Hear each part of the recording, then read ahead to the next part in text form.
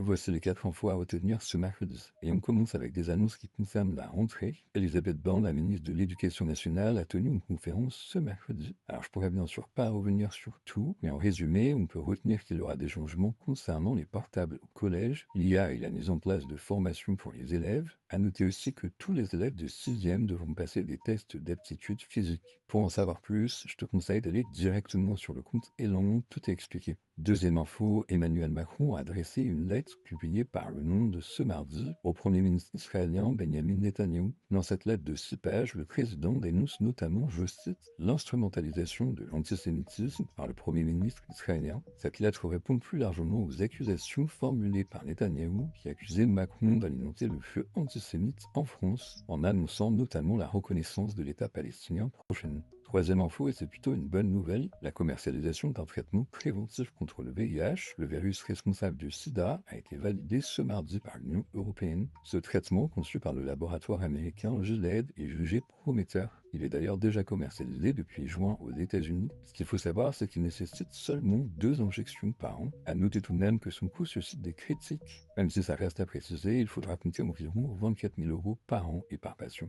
Et enfin, on termine avec une info beaucoup plus légère. Taylor Swift a annoncé ce mardi son mariage avec le joueur américain Travis Kelce. Au-delà du côté people, il faut surtout noter qu'ils ont reçu énormément de messages de félicitations et que même Donald Trump a réagi. Il leur souhaite, je cite, beaucoup de chance, alors que le président américain cible régulièrement la chanteuse sur ses réseaux sociaux, notamment depuis qu'elle a soutenu Kamala Harris, son opposante démocrate, lors de l'élection présidentielle de 2020.